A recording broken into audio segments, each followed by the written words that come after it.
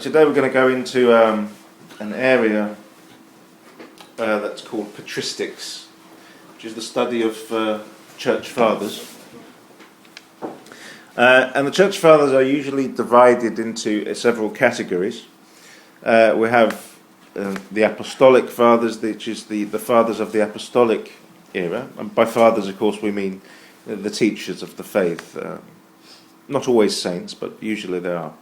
The Apostolic fathers are those who immediately followed the apostles. First to third centuries usually is what we're talking about. The Greek fathers, which are the fathers of the Byzantine era, usually the 3rd or 4th till 15th centuries. You've got Syrian fathers, authors who wrote in Syriac, like Ephraim and Isaac the Syrian, and Latin fathers, the Latin authors of the Orthodox West before the Schism, so 3rd to 11th centuries. The bulk of patristic material is comprised of the Greek fathers, and we're going to look at some of their writings in the next lesson. It won't be next week, I'm not going to be here, but the week after we're going to look at the Greek fathers and the ecumenical and local councils, because the Greek patristics played a very significant role in the dogmatic decisions of the church. But today we're going to look at the Apostolic fathers, because these are particularly interesting, because they are the ecclesiastical authors or teachers who lived in the Apostolic era. They served the church during and after the lifetime of the apostles. Some of them were disciples of the apostles. They knew the apostles personally. And some of them were ordained bishops by the apostles themselves.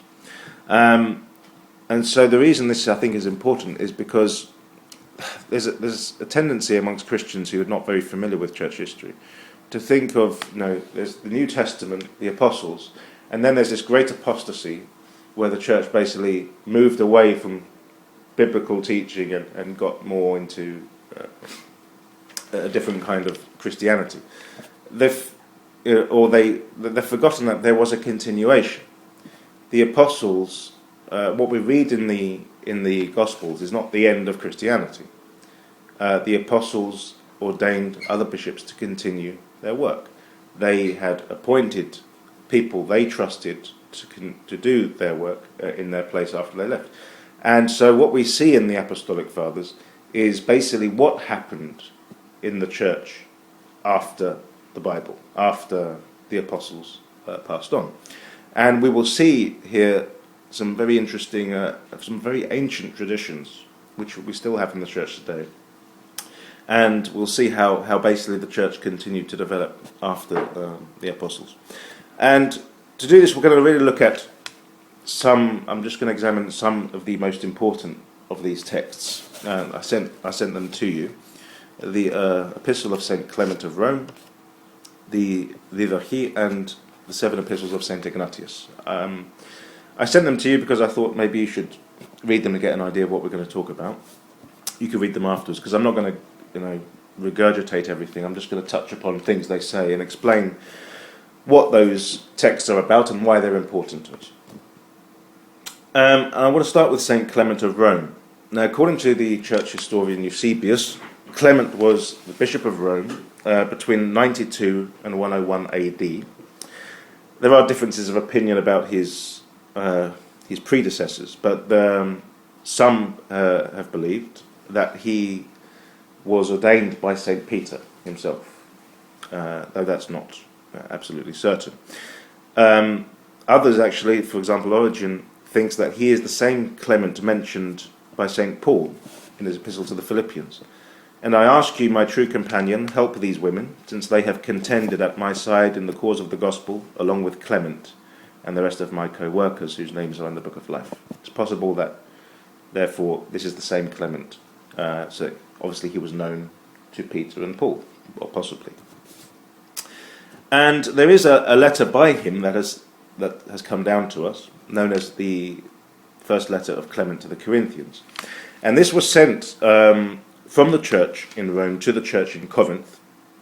And the purpose of the letter is quite clear.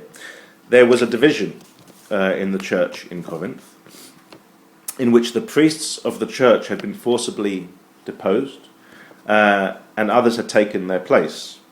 And Clement was writing, speaking out against this. And he urges the congregation to remove the new leaders and reinstate the old. And the reason, though, this is an important epistle, because at the core of his argument is one of the earliest expressions we have of what we call apostolic succession. Are you familiar with the notion of apostolic succession?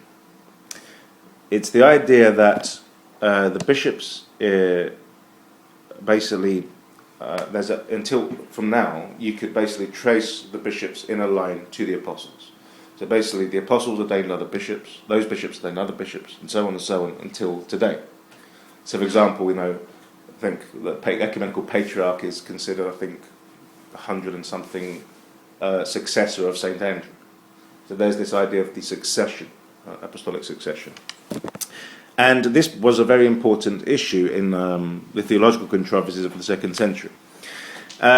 So according to this teaching, the original leaders of the Christian churches had been appointed by the apostles, who themselves were chosen by Christ, who were sent from God.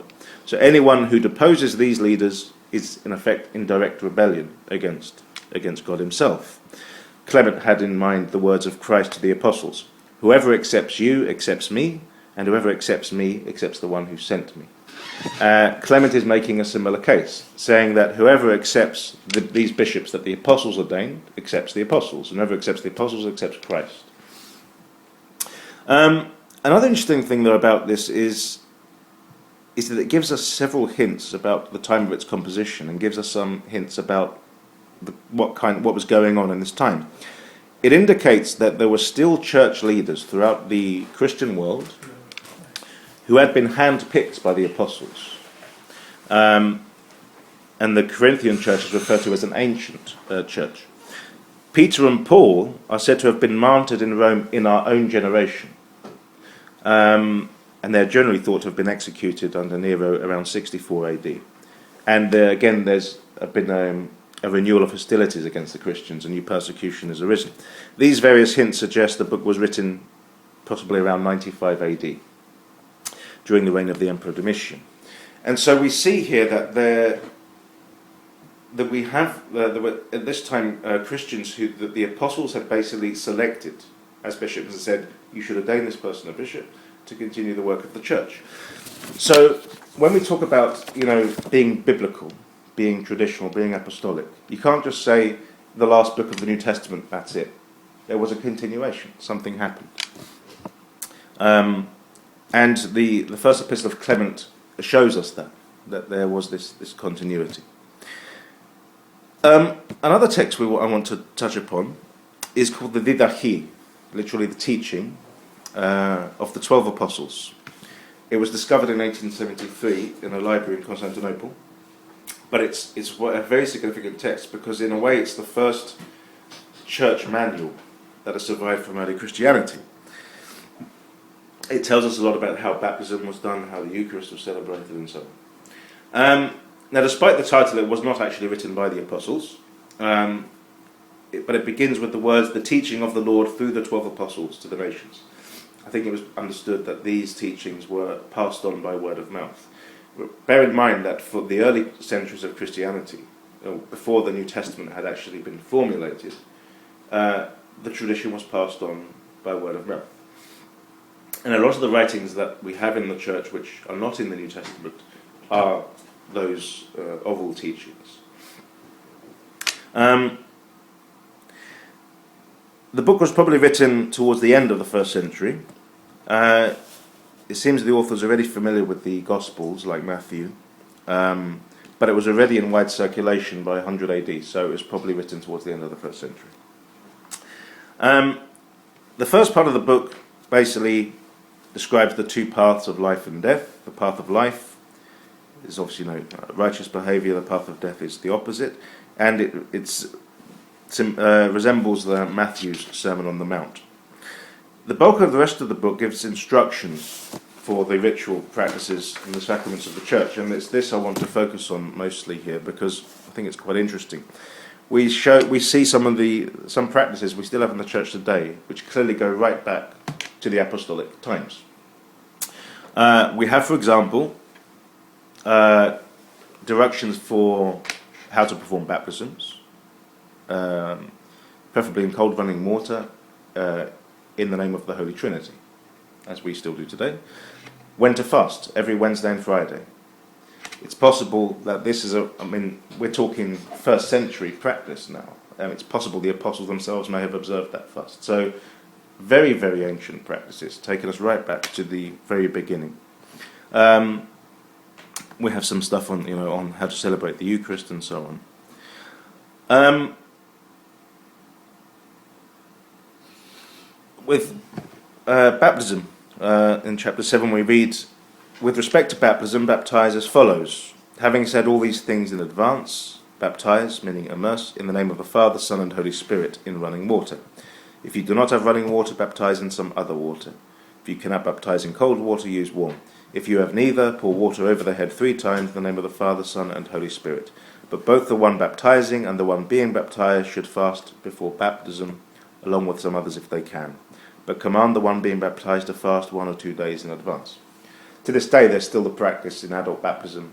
There's a period of a day of fasting before the baptism. There's also clearly here the notion of instruction before baptism. Having said all this in advance, baptize. You didn't just baptize anybody without teaching them the gospel first. So we see these practices we still have today in the church, very ancient. The stuff on the Wednesday and Friday fast, we read, do not keep your fasts with the hypocrites, the Pharisees, for they fast on Monday and Thursday, but you should fast on Wednesday and Friday. I don't think it was just to differentiate from the Pharisees, of course. I think Wednesday was the day of Christ's betrayal, Friday the day of the crucifixion. So those have become the chosen days of fasting. We're told how to pray, the Lord's Prayer. We're told we should say 3 times a day. There are many various other... You have the text, I've sent you the text, and I've sent you a link for if you want to look at the full text with all this information. We also have a warning to not give communion to anyone who is not a baptized member of the church.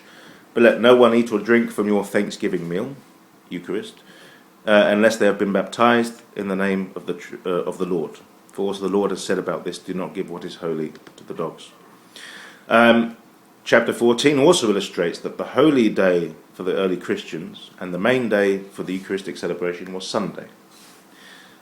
So if one of these Seventh-day Adventists have a go at you saying, why do you have Sunday as your Sabbath instead of Saturday? Because that's not scriptural, because the Old Testament says Saturday is your Sabbath. You can tell them, well, the apostles clearly celebrated Sunday as their Sabbath, so you can take it up with them.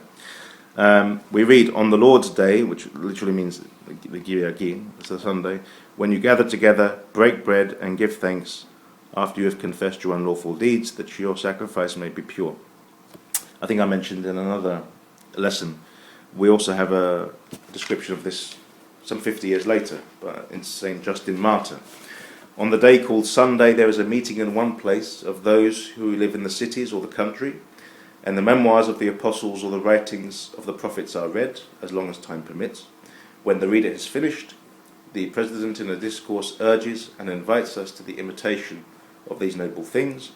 Then we all stand up together and offer prayers, and when we have finished the prayer, bread is brought and wine and water. So clearly from the first century, Sunday was the holy day for Christians and the day on which everyone gathered together for the Eucharist. And of course we also have the mention of the threefold ministry, bishops, priests and deacons. We find that of course also in the epistles of St. Paul as well. So basically the reason this is such an important text is because it shows us, that a lot of what we're doing wasn't just simple innovation that someone one day decided it wouldn't be a good idea if we did all this. It's something that was passed on from the apostles to the fathers that the apostles ordained and so on. And we've kept that tradition until now. The other thing we want to look at, some of my favourite writings from this period, is the epistles of St. Ignatius of Antioch. A very interesting figure. Ignatius was the bishop of Antioch between 70 and 107 AD. And they're very, again, no one's entirely sure on who his who his predecessors were. Some say that he was the successor of St. Paul, the apostle. St. John Chrysostom says that he was a companion of the apostles, as does some other historical sources. And some say he was a disciple of St. John the Evangelist. Either way, we know that St. Ignatius actually knew the apostles personally. He didn't simply follow, he actually was a companion of the apostles. He obviously learned the Christian faith from the apostles. So again, I'm stressing this because there's still this mentality amongst some Christians that somehow church fathers are not trustworthy, the apostles are. But clearly some of these fathers learned the gospel from the apostles. So I'm trying to illustrate that they are trustworthy sources. Now Ignatius was a very influential bishop, and he's also the first bishop we know of to have been executed by the Roman authorities for his faith. And these epistles, he wrote 7 epistles, that's the only thing he's written that would have survived. And these were written on his journey to Rome, where he was basically going to the Colosseum to be fed to the lions. And during, obviously, back then, it took a very long time to get from one place to the other. So during that time, he wrote en route epistles to places where he had stopped, and Christians had, taken him in and showed him some hospitality, and he wrote to those people and so on. And I mean, the reason he was being fed to the lions, probably because the emperor, I think it was, who was it, Trajan, wanted to make a display of such an important bishop, and obviously wanted to put on a good show at the Colosseum at the same time. And one of the most significant aspects of his epistles is that they provide us with some of the earliest evidence of church hierarchy, the deacons, priests and bishops, and also one of the most ancient notions of orthodox ecclesiology. That's our understanding of the church, particularly in regard to the importance and role of the bishop. In pretty much all of his epistles, he's constantly stressing the need for obedience to the bishop and of being united with your bishop. He keeps telling them that, to not fight against the bishop, to be in harmony with the mind of the bishop, and so on. His epistle to the Ephesians basically says that. The epistle to the Magnesians again stresses this importance. And he's concerned in this epistle to the Magnesians that they should not look down on their bishop for his youthfulness. Clearly he was a young bishop, and some people thought he wasn't worthy of respect. And he also refers to the priests and deacons who are under the bishop and insists that they are to be respected as the apostles themselves. And again, in all of his epistles, he's stressing that whenever there were divisions in the communities, that the solution really was to basically heed the bishops, the priests, and the deacons, and to not act apart without their blessing, without their approval of things. And he's constantly urging the Christians, because there were a lot of divisions even back then. A lot of people think, early Christianity was like, so wonderful, there was no divisions, they were all united. It's nonsense. There were divisions right from the beginning. And he's constantly urging them, to flee divisions, that to preserve unity above all else. So that it was so important in his view that the Christians would be united.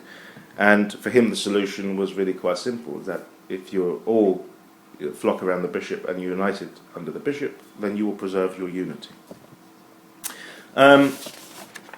Some of his other epistles deal with also some of the heresies. 1 or 2 of them deal with some of the heresies of the day.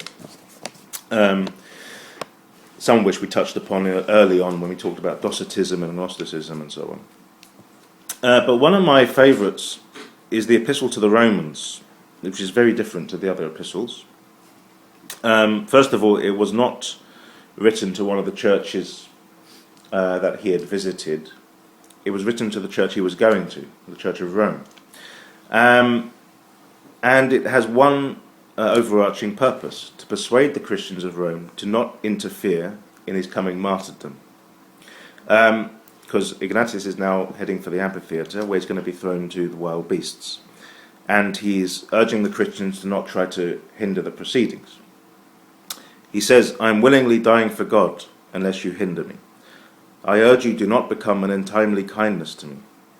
Allow me to be bread for the wild beasts. Through them I am able to attain to God. I am the wheat of God, and am ground by the teeth of the wild beast, that I may be found to be the pure bread of Christ. May I have the full pleasure of the wild beasts prepared for me. I will coax them to devour me quickly, and even if they do not wish to do so willingly, I will force them to it."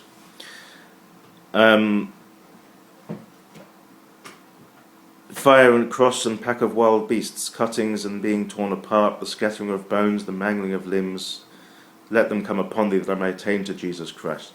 All sounds rather grim, but the reason for Ignatius' longing for death is not some sort of suicidal tendency. He wants to be with Christ, and he wants to leave the world so that he can be with him. And so he saw a martyrdom as a good thing. And in fact, what people tend to forget is in the early Christianity how radically different the mentality of Christians was. This was the first time in human history where people joyfully went to their deaths. And it was something which really, really perplexed the Roman world. And the more they tried to persecute the Christians, the more they had to think, what on earth is going on? Why are these people happy to die? Why are these people looking for martyrdom? Some of them actually went out wanting to be killed for their faith. And to this day, it's radically different to, everyone thinks in terms of, I want to live, I want to survive, I want to preserve my life. The Christians said, I want to die for Christ. And it's one of the things we forget, how much Christianity changed the world and how different it was to the outside world. And it's one of the reasons why the church, despite all of that persecution, flourished most in those times. People think of the glorious days of Byzantium when the church was wealthy and powerful, but spiritually it's when it was being totally wiped out that the Christians became so strong. And Ignatius is one of the first people. At the same time, he's also aware of his own human weakness. He is actually afraid that his nerves will fail him, and he urges the Christians, please don't interfere, even if I change my mind when I get there. And he insists that if Christ suffered a violent death, then he must do the same to be a true disciple of Christ. Again, we have this idea of imitating Christ, not only in his life, but also in his death and his suffering. It was seen as blessed. If I suffer, then I'm in very good company, because I'm following Christ. So it's a very different way of looking at suffering, at pain, because a lot of people tend to think, they question their faith at those times. They think, well, if God is love, then why is there pain? For these early Christians, they saw pain as a way of an opportunity to be more like Christ. So it's a very important text for so many reasons, but I think very inspiring because it's one of the earliest texts we have. There are some other texts like this, which illustrates the willingness to suffer and die for Christ.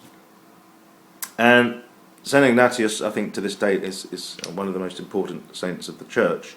He's known as the God-bearer, Theophoros. For various reasons, he always had the name of God in his heart. There are various legends about him as well, saying that when the lions devoured him, they left his heart, and his heart had the name of Christ on it, so on, things like that. There's also another tradition. Again, it's more of a legend than any sort of historical evidence. But some argue that Christ actually took Ignatius in his arms. There's a bit a part in the Gospel of Matthew where Christ takes a child and he tells the people, if you want to, if whoever humbles himself like this child is the greatest in the kingdom of heaven. And some people thought that child was Saint Ignatius. But even if we leave or dismiss aside these various traditions and legends about him, the historical evidence alone shows him to be one of the most remarkable figures in church history, a companion of Christ's apostles for sure, possibly a follower of St. John, possibly a successor of St. Paul, but without doubt one of the greatest fathers and saints of the church. So basically I'll leave it there. I just wanted to and the hope that you have or will read the text I sent you, to give you an idea of what those texts are about and why they're important, and to show you the continuity, like I said, of the church, what tradition means. It means that it really does go back to the apostles. It's not just something that we made up. Tradition developed over time, but it is rooted in Scripture, in the apostles. And it's not just about what's written down, but about what was passed on word of mouth, the appointing of new bishops to take over, and so on and so on. The apostolic succession of the church. All of this is basically fundamental to the, what we call tradition, the idea of being passed on generation to generation. And this isn't just to remember history, but to remind us of, well, what's our role then? I mean, we are also the inheritors of this, and with each generation it's passed on, not so you can just take it with you to the grave, but so that you can keep it alive and pass it on to the next generation. And so whenever we look at these things, we also need to think, well, we now are the guardians of this tradition. What are we going to do with it? Because a lot of us, Christians, Orthodox Christians, always talk about tradition, but they don't seem to really want to pass it on, sometimes not even to their children, but even they think it's just for Greeks only, it's just for Russians only. We've got to think in terms of, this is the Christian tradition, and we're living in a country which is losing its Christian identity. Is it by accident that all these Greek and Cypriot refugees and Russians and stuff all started coming to this country, or is it divine providence? Because these people have brought the church with them. Now, this very church of the apostles is now in this country. We have some responsibility for this. We are too, in a way, sent like the apostles. We may not have come with the intention of spreading the faith, but that's effectively what has happened, whether we liked it or not. And now, we're people that have grown up in this country of this faith. So, I think it's really quite inspiring to think that we belong to the same church that started in Jerusalem 2,000 years ago. And despite all the problems, all the persecutions, the church survived, the church flourished. People always talk about today, has Christianity got a future? We've got all these secularism, all this stuff. Churches been through worse. So we should be more hopeful about the future of the church, but we also need to be more responsible about what our role is in the church and in society. So, any questions? There is some certain passage, because I cannot recall right now, where Jesus in the Gospel says that you can be saved only through me and only through the Word of God. And many other faith people, like the Catholics or the Protestants, mostly the Protestants, based on that, they don't accept the Apostolic Fathers, they don't accept other fathers that come after them, and they use that as like a reason for not accepting them. How do we answer to that, and what is the argument on that? It's hard to argue with them because unfortunately they make this argument because they don't know the first thing about church history. Right. I read some stuff, for example, about St. Ignatius by a Protestant writer, and they said this person was not biblical. He'd moved away from biblical teaching. It's like, I'm sorry, he knew the apostles, right? I mean, for someone for 2,000 years later to say, I know better than someone who actually spoke to the apostles face to face, is a bit arrogant, I would say, to say the least. You're not going to persuade, if people are going to be absolutely convinced that anything after New Testament is rubbish, then they're going to find a way to say, because he talks a lot about. I mean, some of the stuff's ridiculous. I heard someone who was saying that because St. Ignatius put so much emphasis on bishops, they said this is one very biblical. Of course, St. Paul and St. Peter also talk about the bishops. Mm-hmm. St. Ignatius talks about them more, and therefore he sort of sees a sort of almost like papal centralization in his way of looking at it, which is, of course, nonsense. But he was responding to a specific problem at a specific time. I can't give you any ammunition to fire at these people. No, I don't mean that. But I mean, for me, it's abundantly clear that these people were holy people. And this guy, went to his death gladly for Christ. I mean, I would find it hard to think, I know better than this guy. I'm more biblical than this guy. It's just, I don't know what to say to those people. But I think what all of this does illustrate is that, there was a continuity, that there were people that knew the apostles, who followed them, who were actually appointed by the apostles themselves.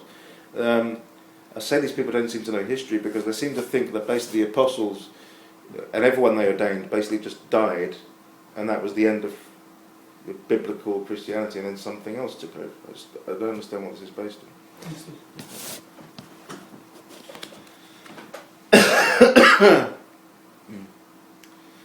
Someone else asked something because I'm losing my voice. What make us, the Orthodox Christians, to be, let's say, correct from the other religions, like the Catholic? They're also Christians, and the Protestant. Yeah, that's really not. It's a very different question. Maybe we'll talk about that another time because I don't want to go off this point too much. Obviously, we have the same roots, but there were things later which created divisions. We might look at this. I mean, I've been trying to avoid talking about differences. What I've been trying to do, and what I'm going to continue to do, is to basically show you what orthodoxy is, and then you can realise for yourself what the differences are. I don't think it's for me to talk about churches that I don't belong to, really. But I think maybe we'll look at this another time when we talk about the ecumenical councils and so on. There might be a better opportunity. I don't want to answer that now. I mean, it's too big a question to answer in one sitting anyway. Maybe I'll try to answer that another time. But you can find plenty of books, about the differences if you want.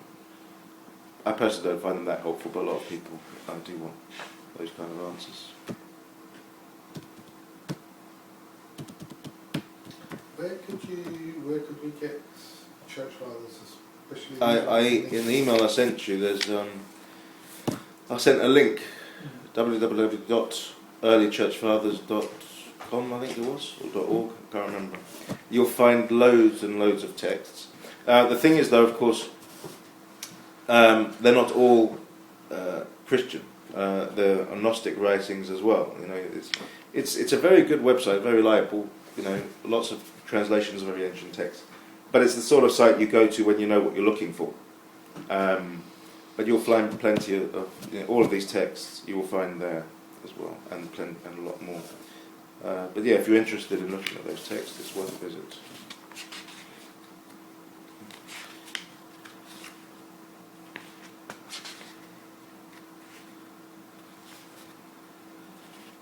I want to ask something else. Nowadays, what is the procedure for someone to convert to become Orthodox? Because you said that if the past someone wanted to baptize, he had to fast and do to follow some stuff. Yeah, it was the idea that they were taught the gospel, and then they were baptized. I think they were encouraged to fast before. And of course, bear in mind here, it wasn't a private ceremony. It was all the Christians came together, so they all fasted and prayed for this person who's going to be received into the church.